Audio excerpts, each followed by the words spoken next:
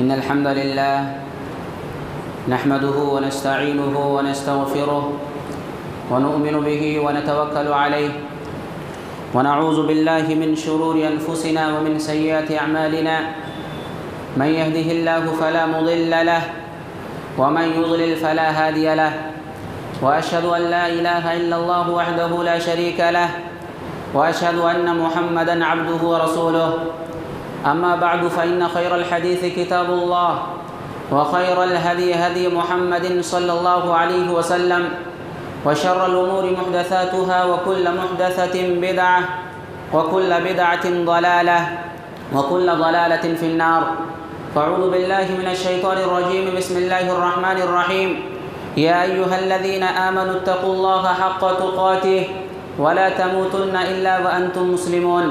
يا أيها الناس اتقوا ربكم الذي خلقكم من نفس واحدة وخلق منها زوجها وبث منهما رجالا كثيرا ونساء واتقوا الله الذي تساءلون به والأرحام إن الله كان عليكم رقيبا. يا أيها الذين آمنوا اتقوا الله وقولوا قولا سديدا يصلح لكم أعمالكم ويغفر لكم ذنوبكم ومن يطع الله ورسوله فقد فاز فوزا عظيما. وقال تعالى في كلامه المجيد إن الذين يؤذون الله ورسوله لعنهم الله في الدنيا والآخرة وأعد لهم عذابا مهينا. محترم سامعین کرام، بزرگان دین، نوجوانان ملت اسلامیہ اور خواتین اسلام، موقع کی مناسبت سے آج کے اس خطبہ جمعہ میں مجھے آپ حضرات کے سامنے جس عنوان پر گفتگو کرنی ہے وہ عنوان ہے پیارے نبی صلی اللہ علیہ وسلم کی شان میں گستاخیاں اور ہماری ذمہ داریاں. انشاءاللہ العزیز کتاب و سنت کی روشنی میں اس سلسلے میں کچھ باتیں آپ کے سامنے عرض کرنے کی کوشش کروں گا. اللہ رب العالمین سے دعا ہے کہ رب العالمین مجھے حق بات کہنے، کتاب و سنت کے مطابق بیان کرنے اور ہم سب کو حق بات سننے اور اس پر عمل کرنے کی توفیق عطا فرمائے، آمین. حضرات، ابھی خطبہ مسنونہ کے بعد میں نے جو آیت کریمہ آپ کے سامنے تلاوت کی ہے، اس آیت کریمہ کے اندر اللہ رب العالمین نے ارشاد فرمایا کہ ان الذین یؤذون اللہ ورسولہ، کہ وہ لوگ جو اللہ اور اس کے رسول کو تکلیف دیتے ہیں، جو لوگ اللہ اور اس کے رسول کو اذیت پہنچاتے ہیں، لعنہم اللہ فی الدنیا والآخرہ، ایسے لوگوں کے اوپر دنیا اور آخرت میں اللہ رب العالمین کی لعنتیں برستی ہیں. وَأَعَدَّ لَهُمْ عَذَابًا مُهِينًا، اور ایسے لوگوں کے لیے دردناک اور رسوا کن عذاب تیار ہے. حضرات، اس آیت کریمہ کے اندر اللہ رب العالمین نے پوری انسانیت کو مخاطب کر کے اس بات کا پیغام دیا ہے کہ اگر کوئی انسان اپنے کسی قول سے، اپنے کسی فعل سے، اپنی کسی حرکت سے اگر اللہ کو تکلیف پہنچائے، اگر نبی کو تکلیف پہنچائے، تو لعنتیں اس کا پیچھا کرتی ہیں. اللہ رب العالمین کی لعنتیں اس کے اوپر برستی ہیں. وہ انسان اس کائنات کا ملعون انسان ہوتا ہے اور اس دنیا کے اندر بھی اس کے اوپر لعنتیں برستی ہیں، اور آخرت کے اندر تو اس کے لیے لعنتیں ہیں ہی، آخرت کے اندر تو اس کے لیے رسوا کن عذاب ہے ہی. حضرات، سوال یہ ہے کہ اس انسان کا لعنتیں کیسے پیچھا کرتی ہیں، لعنتیں کیسے پیچھا کرتی ہیں؟ تو حضرات، جو لوگ بھی پیارے نبی صلی اللہ علیہ وسلم کو تکلیف دیتے ہیں، پیارے نبی صلی اللہ علیہ وسلم کو دکھ دیتے ہیں، پیارے نبی صلی اللہ علیہ وسلم کو اذیت پہنچاتے ہیں، پیارے نبی صلی اللہ علیہ وسلم کی شان میں گستاخیاں کرتے ہیں، پیارے نبی صلی اللہ علیہ وسلم کی شان میں توہین کرتے ہیں، اللہ رب العالمین ان کو اس دنیا کے اندر جیتے جی ان کو انجام تک پہنچاتا ہے. اللہ رب العالمین اسے دنیا کے اندر اسے تباہ و برباد کر دیتا ہے. صحیح بخاری کی روایت ہے، ایک کرسچن انسان پیارے نبی صلی اللہ علیہ وسلم کے زمانے میں مسلمان ہو گیا. اللہ کے نبی صلی اللہ علیہ وسلم کے دین پر ایمان لے آیا، اسلام قبول کیا، مسلمان ہو گیا۔ مسلمان ہونے کے بعد اس نے قرآن کریم کو پڑھا، سورہ بقرہ یاد کر لی، سورہ آل عمران یاد کر لی، یہاں تک کہ اس کا شمار کاتبین وحی میں سے ہو گیا۔ پیارے نبی صلی اللہ علیہ وسلم کے اوپر جب وحی کا نزول ہوتا تھا، کچھ صحابہ کرام تھے جو وحی الہی کو لکھا کرتے تھے، ان میں سے اس کا بھی شمار ہو گیا۔ کچھ دنوں کے بعد ایسا ہوا کہ وہ انسان پھر سے مرتد ہو گیا، اسلام سے پلٹ گیا، اور اسلام سے پلٹنے کے بعد کیا ڈھنڈورا پیٹنے لگا، وہ کہنے لگا کہ ما یدری محمد الا ما کتبت لہ۔ دنیا والوں کے سامنے یہ شو کرنے لگا، یہ ڈھنڈورا پیٹنے لگا کہ ارے میں جو کچھ لکھ کر کے محمد کریم کو دیتا تھا وہی چیزیں دنیا والوں کے سامنے سنائی جاتی تھی۔ اسی طرح سے اس انسان نے یہ بھی ڈھنڈورا پیٹا، کہا کہ محمد کریم جو کچھ بھی مجھے دیا کرتے تھے ان چیزوں کے اندر میں ملاوٹیں کر دیا کرتا تھا، بہت ساری چیزوں کو میں اپنی طرف سے ملا کر کے دنیا والوں کے سامنے لکھ کر کے پیش کیا کرتا تھا۔ حضرات، اس انسان نے پیارے نبی صلی اللہ علیہ وسلم کی شان میں گستاخی کی، دو طرح کے جرائم کا ارتکاب کیا۔ پہلا تو یہ اسلام کو چھوڑا، مرتد ہو گیا، یہ ایک جرم ہے، اور اسی طرح دوسرا جرم انہوں نے یہ کیا کہ پیارے نبی صلی اللہ علیہ وسلم کی شان میں گستاخی کی،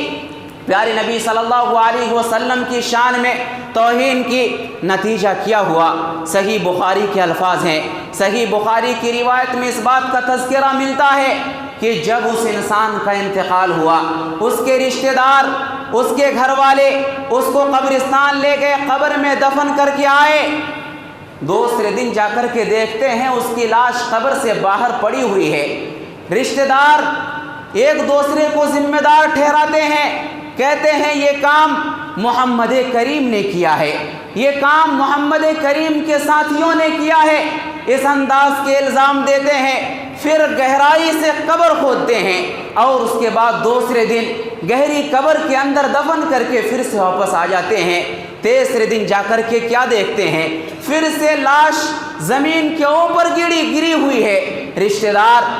پھر سے ایک دوسرے کو ذمہ دار ٹھہراتے ہیں، کہتے ہیں یہ کام محمد کریم نے کیا ہے، یہ کام محمد کریم صلی اللہ علیہ وسلم کے ساتھیوں نے کیا ہے، کیونکہ اس انسان نے اسلام قبول کیا تھا، اور اسلام قبول کرنے کے بعد پھر اسلام سے مڑ گیا، اسلام سے مکر گیا، اس وجہ سے محمد کریم کے ساتھیوں نے یہ حرکت کی ہے، یہ کام کیا ہے۔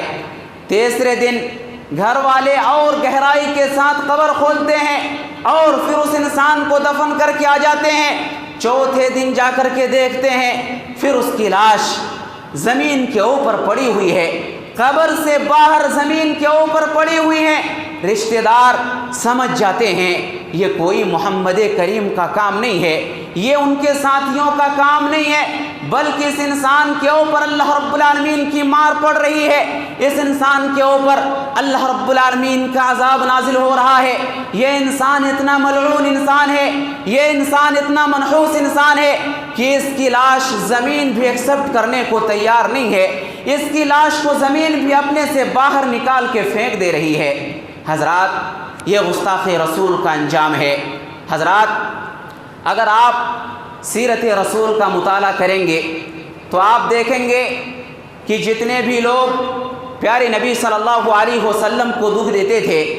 پیارے نبی صلی اللہ علیہ وسلم کو پریشان کرتے تھے، پیارے نبی صلی اللہ علیہ وسلم کو تکلیف پہنچاتے تھے، پیارے نبی صلی اللہ علیہ وسلم کی شان میں گستاخیاں کیا کرتے تھے، پیارے نبی صلی اللہ علیہ وسلم کی شان میں توہین کرتے تھے، اللہ رب العالمین کی پکڑ ایک نہ ایک دن ان کے پاس آ گئی۔ اللہ رب العالمین کی گرفت میں وہ لوگ ایک نہ ایک دن ضرور آ گئے۔ اللہ رب العالمین کے پاس دیر تو ہوتی ہے مگر اندھیر نہیں ہے۔ سنن ابی داؤد کی روایت ہے، اس روایت کے اندر اس بات کا تذکرہ ملتا ہے، ایک انسان اسلام قبول کر لیا، اسلام قبول کرنے کے بعد ایک دن پیارے نبی صلی اللہ علیہ وسلم کے پاس بیٹھ کر کے مسجد کے اندر پیارے نبی صلی اللہ علیہ وسلم کی نصیحتیں سن رہا تھا۔ پیارے نبی صلی اللہ علیہ وسلم کی باتیں سن رہا تھا، اس کی بیوی ایمان نہیں لائی تھی، اور ستم بالائے ستم یہ کہ ایمان تو نہیں لائی، لیکن اس کے باوجود وہ پیارے نبی صلی اللہ علیہ وسلم کو گالیاں دیا کرتی تھی، پیارے نبی صلی اللہ علیہ وسلم کی شان میں گستاخیاں کیا کرتی تھی۔ وہ انسان اسلام لے آیا، اسلام لے آنے کے بعد مسجد کے اندر بیٹھ کر کے پیارے نبی صلی اللہ علیہ وسلم کی نصیحتیں سنا کرتا تھا۔ ایک دن ہوا یہ کہ تھوڑی تاخیر ہو گئی، پیارے نبی صلی اللہ علیہ وسلم کا درس تھوڑا لمبا ہوا، تھوڑی تاخیر ہو گئی۔ راوی حدیث بیان کرتے ہیں وہ انسان جیسا ہی گھر پہنچا، بیوی نے کہا کہ تم کہاں سے آ رہے ہو؟ اس انسان نے کہا، اس آدمی نے کہا کہ میں مسجد سے پیارے نبی صلی اللہ علیہ وسلم کی نصیحتیں سن کر کے آ رہا ہوں، پیارے نبی صلی اللہ علیہ وسلم کا درس سن کر کے آ رہا ہوں۔ بیوی نے فوراً کہا، اچھا تم محمد کریم کی بکواس سن کر کے آ رہے ہو، تم محمد کریم کی الٹی سیدھی باتیں سن کر کے آ رہے ہو، تم اس محمد کی باتیں سن کر کے آ رہے ہو جس نے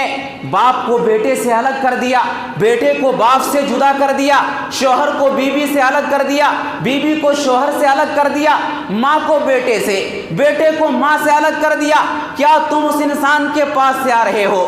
صحابی رسول نے آؤ دیکھا نہ تاؤ دیکھا، صحابی رسول کو غصہ آیا، اپنی بیوی کے اس گستاخانہ بات اس کو پسند نہیں آئے، بہت غصہ آیا۔ صحابی رسول خود پیارے نبی صلی اللہ علیہ وسلم کے سامنے بیان کرتے ہیں، یا اللہ کے رسول، میری اس بیوی سے میرے 2 بچے ہیں، مثل اللؤلؤ، وہ دونوں بچے موتیوں کی طرح ہیں، اور ایک بچہ میری بیوی کے پیٹ میں ہے، یعنی میری بیوی اس وقت حاملہ تھی، لیکن جب میں نے اپنی بیوی کی زبان سے گستاخانہ جملے کو سنا، جب یہ کہتے ہوئے سنا، میری بیوی کی زبان سے میں نے جب یہ جملے سنے کہ کیا تم محمد کریم کی بکواس سن کر کے آ رہے ہو، کیا تم محمد کریم کی الٹی سیدھی باتیں سن کر کے آ رہے ہو، جس نے باپ کو بیٹے سے الگ کر دیا، شوہر کو بیوی سے جدا کر دیا، جب میں نے اس انداز کی باتیں سنی، یا اللہ کے رسول، میں نے برداشت نہیں کر پایا، میں نے دائیں بائیں نگاہ کو دوڑایا، میری نگاہ خنجر کے اوپر پڑی، میں نے خنجر کو اٹھایا اور میں نے اسی خنجر سے اپنے بیوی کے پیٹ کو چاک کر دیا۔ وہ بچہ جو میری بیوی کے پیٹ میں تھا، اس کی روح چشمے زد میں پرواز کر گئی اور میری بیوی بھی تڑپتے تڑپتے مر گئی۔ پیارے نبی صلی اللہ علیہ وسلم پورے واقعے کو سننے کے بعد فرماتے ہیں کہ اس آدمی سے کوئی قصاص نہیں لیا جائے گا، اس آدمی سے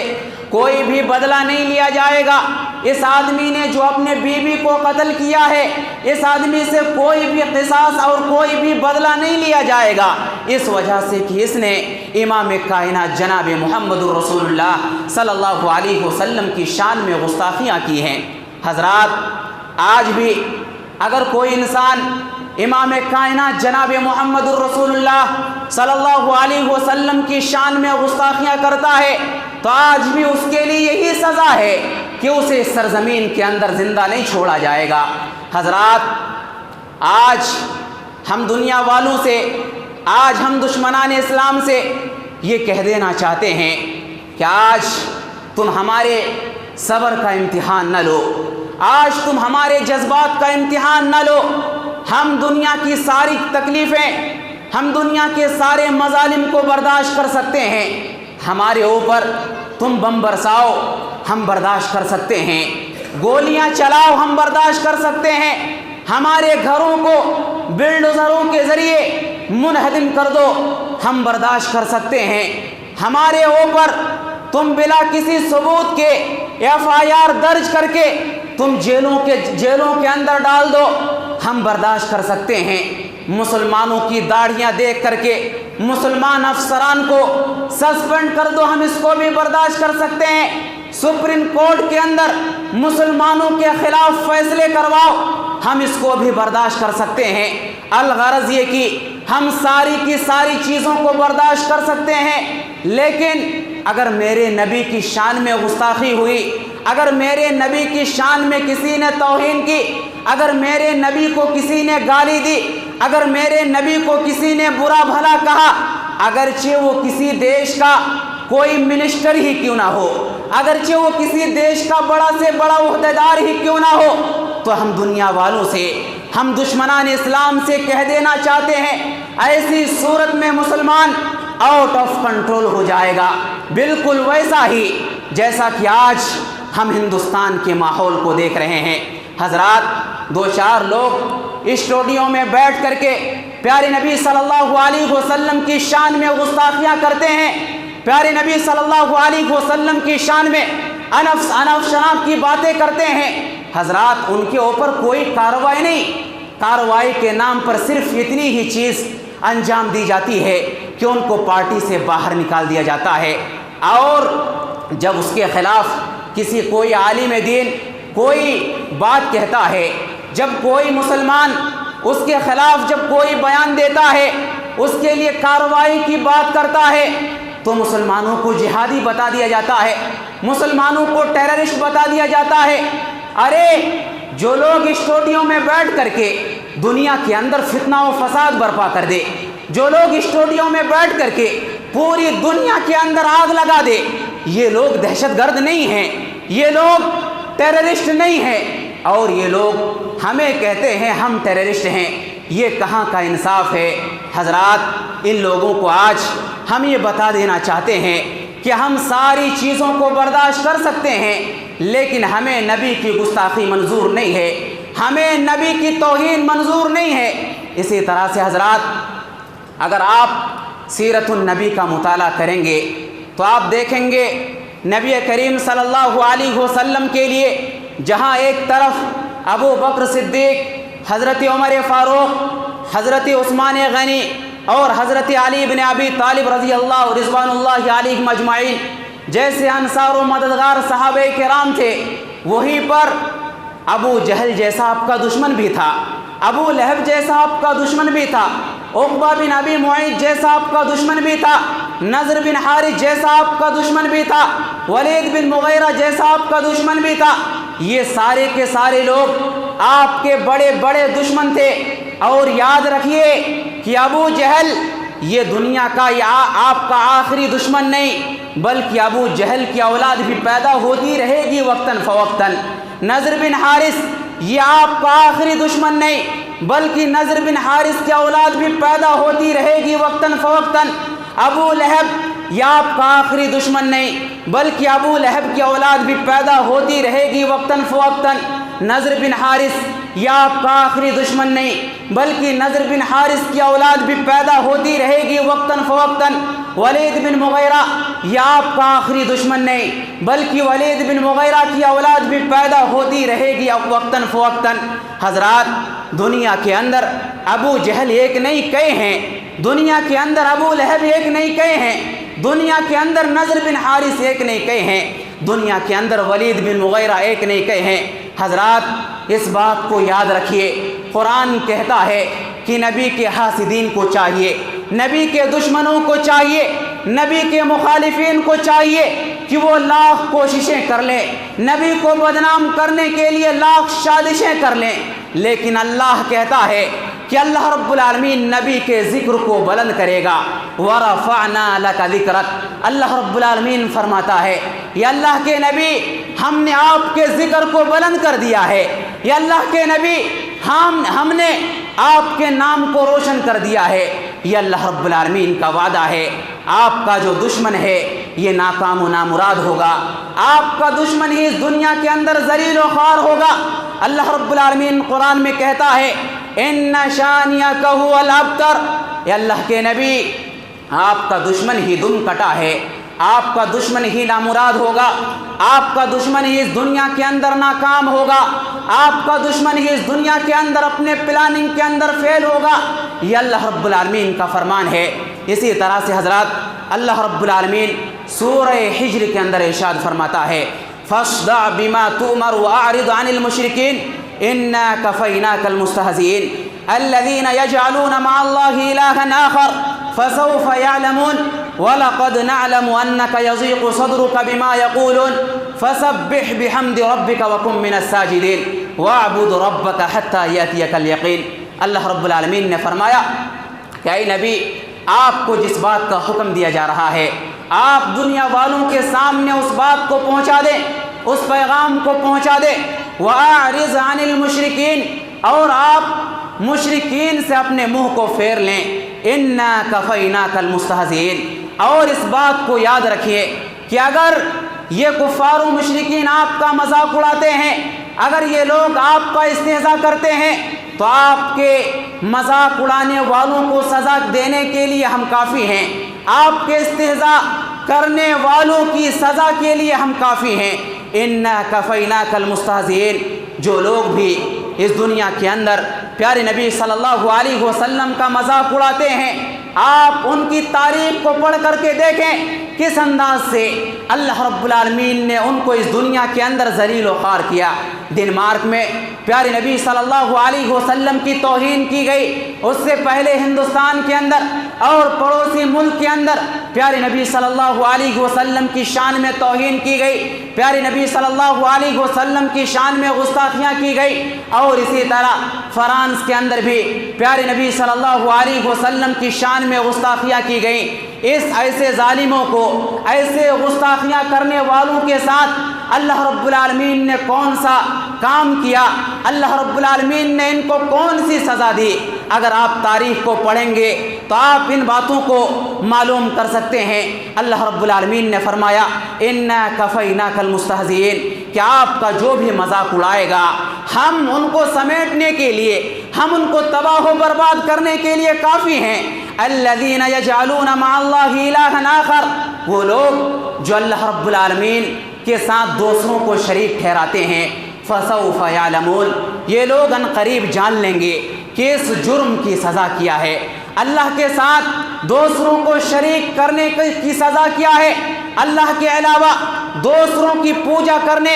دوسروں کی عبادت کرنے کی سزا کیا ہے، اللہ کو چھوڑ کر کے پتھروں مورتیوں کو پوجنے کی سزا کیا ہے۔ ان قریب یہ لوگ جان لیں گے، ان قریب یہ لوگ جان لیں گے کہ پیارے نبی صلی اللہ علیہ وسلم کی گستاخی کرنے کا انجام کیا ہے، پیارے نبی صلی اللہ علیہ وسلم کی شان میں توہین کرنے والوں کی سزا کیا ہے، یہ لوگ ان قریب جان لیں گے۔ اور حضرات، تاریخ گواہ ہے اور کتاب و سنت کے دلائل سے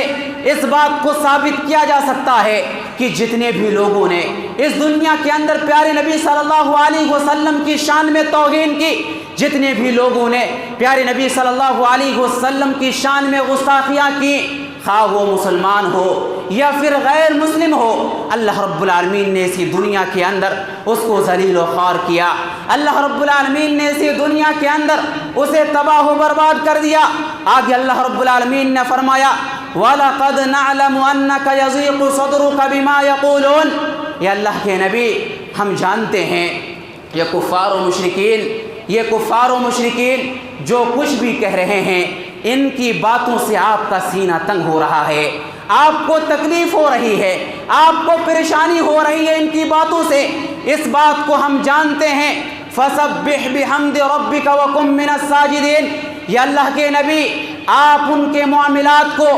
میرے سپرد کر دیں۔ فَسَبِّحْ بِحَمْدِ رَبِّكَ وَكُن مِّنَ السَّاجِدِينَ، ان کے معاملات کو میرے حوالے کر کے آپ صرف اپنے رب کی بڑائی بیان کریں، آپ صرف اپنے رب کی تعریف کریں۔ وَقُم مِّنَ السَّاجِدِينَ، اور آپ سجدے کرنے والوں میں سے ہو جائیں۔ وَاعْبُدْ رَبَّكَ حَتَّى يَأْتِيَكَ الْيَقِينُ، اور آپ اپنے رب کی عبادت کریں یہاں تک کہ آپ کا انتقال ہو جائے۔ حضرات، ان آیت کریمہ کے اندر اللہ رب العالمین نے مسلمانوں کو اس بات کا پیغام دے دیا ہے کہ گستاخ رسول سے ہمیں گھبرانے کی ضرورت نہیں ہے، ان سارے معاملات کو اللہ رب العالمین کے حوالے کر کے ہماری ذمہ داری ہے کہ ہم اللہ رب العالمین کی تعریف کریں، اللہ رب العالمین کے لیے سجدے کرنے والے بن جائیں اور اللہ رب العالمین کی کثرت کے ساتھ عبادت کریں۔ اللہ رب العالمین سورہ توبہ کے اندر ارشاد فرماتا ہے کہ جو لوگ بھی نبی کی شان میں گستاخی کرتے ہیں، نبی کو تکلیف دیتے ہیں، ایسے لوگوں کے لیے رسوا کن عذاب تیار ہے۔ یہ اللہ رب العالمین کا پیغام ہے۔ ان کے معاملات کو اللہ رب العالمین کے سپرد کر کے ہماری ذمہ داری ہے کہ ہم اللہ رب العالمین کی کبریائی بیان کریں، ہم اللہ رب العالمین کی تعریف کریں، ہم اللہ رب العالمین کی عبادت کریں، 5 وقتہ نمازوں کی پابندی کریں، روزوں کا اہتمام کریں، ذکر و اذکار کا اہتمام کریں۔ آج کے حالات کا ہمارے لیے یہی پیغام ہے۔ ہم ان ساری چیزوں کو انجام دے کر کے ہم اپنے دشمنوں کو شکست دے سکتے ہیں، یہ قرآن کا پیغام ہے۔ اسی طرح سے حضرات آپ پیارے نبی صلی اللہ علیہ وسلم کی دعوت کو دیکھیں۔ پیارے نبی صلی اللہ علیہ وسلم نے جب کفار و مشرکین کو اسلام کی دعوت دی، جب پیارے نبی صلی اللہ علیہ وسلم نے کفار و مشرکین کو اپنے دین کی دعوت دی، کفار و مشرکین نے کس انداز سے میرے نبی کا مذاق اڑایا، کفار و مشرکین نے کس انداز سے میرے نبی کا استہزاء کیا۔ حضرات عقبہ بن ابی معیط کو دیکھیں، ان کی تاریخ کو آپ پڑھ کر کے دیکھیں۔ پیارے نبی صلی اللہ علیہ وسلم سجدے کی حالت میں تھے،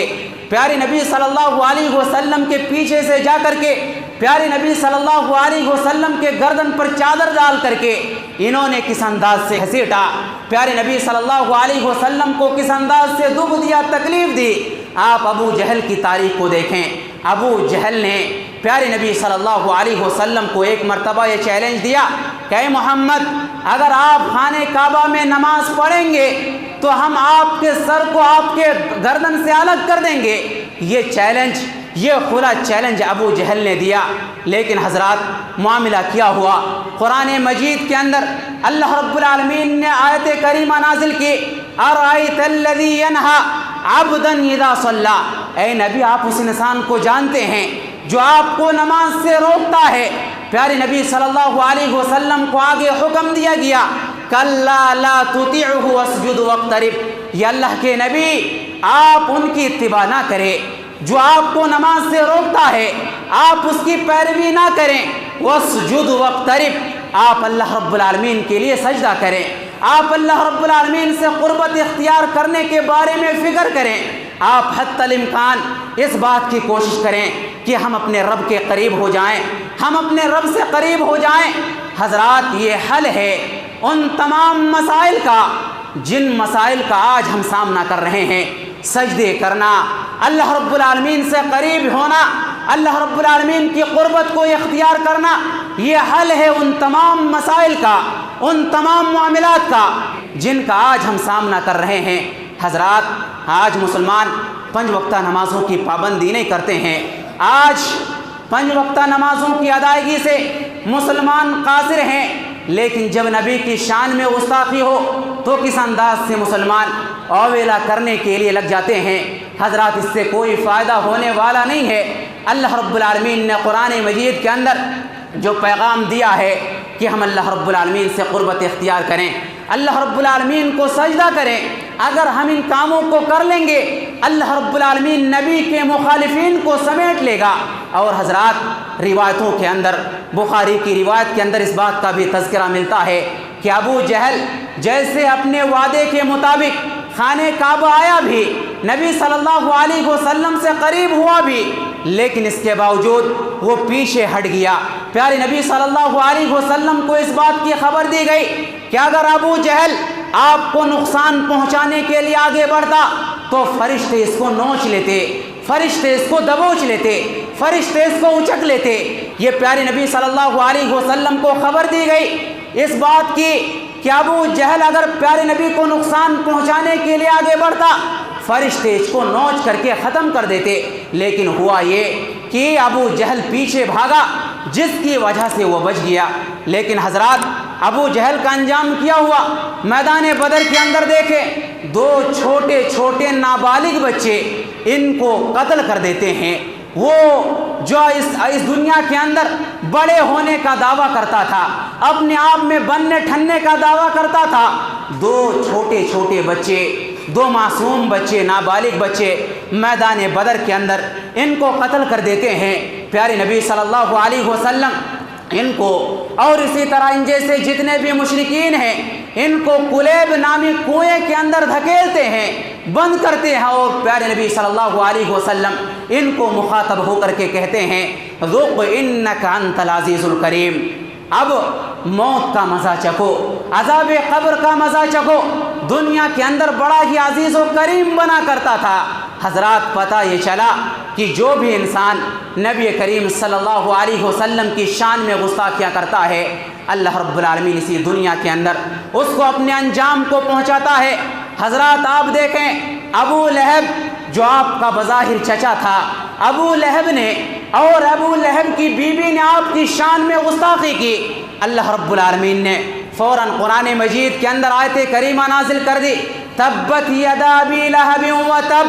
اللہ رب العالمین نے فرمایا کہ ابو لہب کے دونوں ہاتھ تباہ و برباد ہو گئے۔ حضرات آپ نے سراقہ بن مالک کو تو سنا ہی ہوگا، ہجرت کے سفر میں سراقہ بن مالک نے پیارے نبی صلی اللہ علیہ وسلم کا پیچھا کیا، پیارے نبی صلی اللہ علیہ وسلم کو قتل کرنے کے لیے بہت تیز اپنے گھوڑے کو دوڑوایا، لیکن حضرات انجام کیا ہوا؟ اللہ رب العالمین نے اس کے دونوں گھوڑوں کے پیر کو زمین کے اندر دھسا دیا۔ اس انداز سے اللہ رب العالمین نے میرے نبی جناب محمد الرسول اللہ صلی اللہ علیہ وسلم کی حفاظت کی ہے۔ اور حضرات اللہ رب العالمین نے قرآن مجید کے اندر سچ فرمایا ہے کہ وَإِذْ يَمْكُرُ بِكَ الَّذِينَ كَفَرُوا لِيُثْبِتُوكَ أَوْ يَقْتُلُوكَ أَوْ يَخْرُجُوكَ وَيَمْكُرُونَ وَيَمْكُرُ اللَّهُ وَاللَّهُ خَيْرُ الْمَاكِرِينَ کہ یہ نبی کے دشمن، یہ کفار و مشرکین آج کے دور میں پیارے نبی صلی اللہ علیہ وسلم کی تعلیمات کو مٹانے کے لیے، پیارے نبی صلی اللہ علیہ وسلم کے دین کو ختم کرنے کے لیے، اور پیارے نبی صلی اللہ علیہ وسلم کے زمانے میں پیارے نبی صلی اللہ علیہ وسلم کو قتل کرنے کے لیے، پیارے نبی صلی اللہ علیہ وسلم کو اپنے ملک سے نکالنے کے لیے، پیارے نبی صلی اللہ علیہ وسلم کو قید میں ڈالنے کے لیے سازشیں کر رہے تھے۔ اللہ کہتا ہے کہ یہ لوگ سازشیں کریں، یہ لوگ تدبیریں کریں، اللہ رب العالمین تدبیر کر رہا ہے۔ اور انسان کو یاد رکھنا چاہیے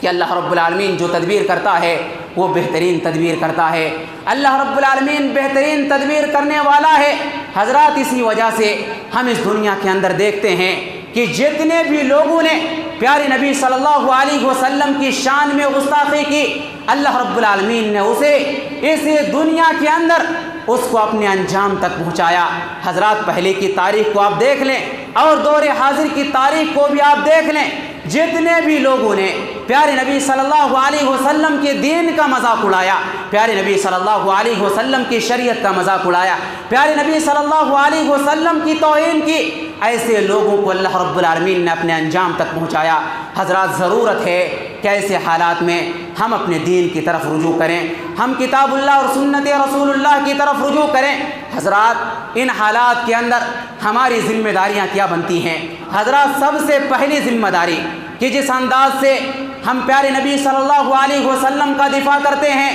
ہم پیارے نبی صلی اللہ علیہ وسلم کی توہین کو برداشت نہیں کر سکتے، ہم پیارے نبی صلی اللہ علیہ وسلم کی گستاخی کو برداشت نہیں کر سکتے۔ بالکل اسی انداز سے اگر کسی بھی نبی کی شان میں گستاخی ہو تو ہمیں وہ بھی منظور نہیں ہے۔ ہماری یہ بھی ذمہ داری ہے کہ ہم حضرت عیسیٰ علیہ السلام کا دفاع کریں، ہم عیسائیوں کو اسلام کی دعوت دیں، ہم موسیٰ علیہ السلام کا دفاع کریں۔ موسیٰ علیہ السلام کی شان میں اگر گستاخی ہو رہی ہے تو ہمیں یہ بھی منظور نہیں ہے۔ حضرات یہ مسلمان انبیاء علیہ السلام کی عزت کرنے والی قوم ہے، یہ مسلمان عزت و شرافت کی زندگی گزارنے والی قوم ہے۔ حضرات یہ لوگ اسٹوڈیو میں بیٹھ کر کے جن کو